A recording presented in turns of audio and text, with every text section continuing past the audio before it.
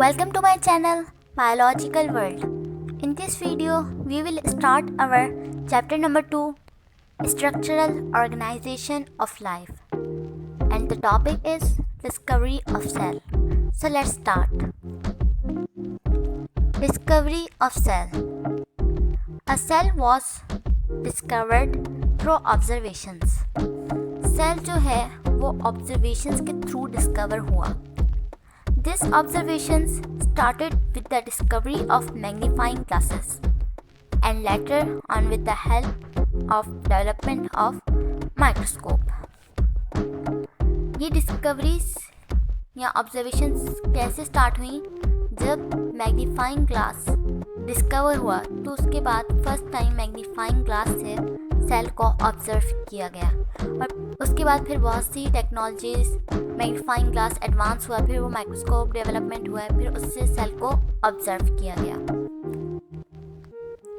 Discovery of cell is associated with the following facts. Cell की discovery कुछ facts के साथ एसोसिएट करती है. Discovery of magnifying glass. Observations were started with the discovery of magnifying glass. Cell की observations magnifying glass के through start हुई, यानी कि magnifying glass में सबसे पहले सेल को ऑब्जर्व किया गया. Development of microscope.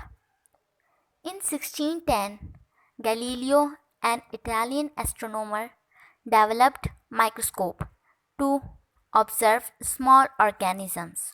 1610 में गैलीलियो जो कि एक इटालियन एस्ट्रोनॉमर थे, उन्होंने एक माइक्रोस्कोप डेवलप किया जिसमें स्मॉल ऑर्गेनिजम्स को हम देख सकते हैं, ऑब्जर्व कर सकते हैं. माइक्रो मीन्स होता है स्मॉल और स्कोपियन मीन्स टू सी, यानी कि देखना. नेक्स्ट है invention of compound microscope. In 1665 Robert Hooke made an improved microscope by combining lens called compound microscope. जब गैलीलियो ने अपना फर्स्ट माइक्रोस्कोप डेवलप किया तो उसके बाद रॉबर्ट हुक ने उस माइक्रोस्कोप को लेंस को कंबाइन करके इम्प्रूव किया और फिर उसको कंपाउंड माइक्रोस्कोप का नेम दे दिया. He examined a slice of cork. He noticed honeycomb-like chambers, which he named as cellula, small room in Italian. So he also named these structures as cell.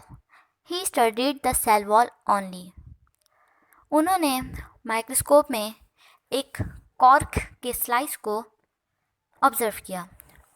Cork यानी कि एक plant, एक tree का नाम है, उसकी stem को, उसके एक स्लाइस को लिया और उसको माइक्रोस्कोप में ऑब्जर्व किया, देखा. He noticed honeycomb like chambers which he named as cellula. इन्होंने उस कॉर्क के स्लाइस में माइक्रोस्कोप के ज़रिए कुछ चैम्बर्स देखे, रूम लाइक, जैसे कुछ छोटे छोटे से बॉक्सेस, रूम्स बने हुए हैं, जैसे कि आपको इस फिगर्स में नज़र आ रहे हैं. उन्होंने फिर उसको नाम दिया सेल्यूला इटालियन में. So he also name these structures as cell. फिर बाद में उन्होंने इन स्ट्रक्चर्स को सेल का नाम दे दिया. He studied the cell wall only. उन्होंने उस वक्त सिर्फ सेल की सेल वॉल को स्टडी किया था, यानी कि उसके अंदर के स्ट्रक्चर्स, कैरेक्टरिस्टिक्स को स्टडी नहीं किया था, क्योंकि वो तब जो माइक्रोस्कोप था वो इतना एडवांस नहीं था, इसलिए. नेक्स्ट है discovery of nucleus. In 1831, Robert Brown discovered a spherical body, the nucleus, in the cells of orchids. 1831 में रॉबर्ट ब्राउन ने, ऑर्चिड क्या है, एक फ्लावर है, ऑर्चिड फ्लावर को माइक्रोस्कोप में देखा. उन्होंने उसमें ऑब्जर्व किया कि जितनी भी सेल्स हैं उन सब में एक स्फेरिकल बॉडी है. उन्होंने स्फेरिकल बॉडी को ऑब्जर्व किया और उसको नाम दिया न्यूक्लियस का. इसी तरह न्यूक्लियस डिस्कवर हुआ. Discovery of plant cells. In 1838 Schleiden, a German botanist, proposed that all plants are made up of cells. 1838 में एक जर्मन बॉटनिस्ट थे श्लेडेन। उन्होंने ये बताया कि जितने भी प्लांट्स हैं वो सब सेल्स से बने हैं। All plants are made up of cells. Discovery of animal cells. In 1939, Theodor Schwann stated that animals are made up of cells. He observed nuclei in all types of animal cells but failed to observe cell wall in them. 1939 में एक थ्यूडर थे शवान, उन्होंने बताया कि जितने भी animals हैं वो सब भी सेल से बने हुए हैं।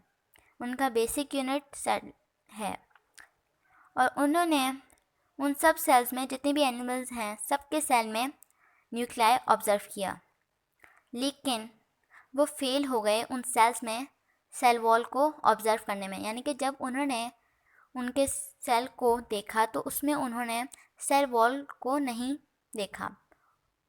इस तरह यहीं से प्लांट सेल और एनिमल सेल में डिफरेंशिएट पैदा हुआ। ये एक बेसिक डिफरेंशिएट है प्लांट सेल और एनिमल सेल का। प्लांट सेल में सेल वॉल पाई जाती है जबकि एनिमल सेल में सेल वॉल नहीं पाई जाती। Formation of new sales. In 1858, Rudolf Virchow stated that new cells come only from other cells. That is, animal cells come from animal cell and plant cells from plant cell. 1858 में Rudolf Virchow उन्होंने बताया कि जो new sales हैं वो form होते हैं pre existing cells से, यानी कि जो पहले से मौजूद होते हैं सेल्स उनसे न्यू सेल्स फॉर्म होते हैं। जैसे कि एनिमल सेल्स जो हैं वो एनिमल सेल्स से ही फॉर्म होते हैं और प्लांट सेल्स प्लांट से। Thanks for watching. Please subscribe and like my video. अल्लाह हाफिज़।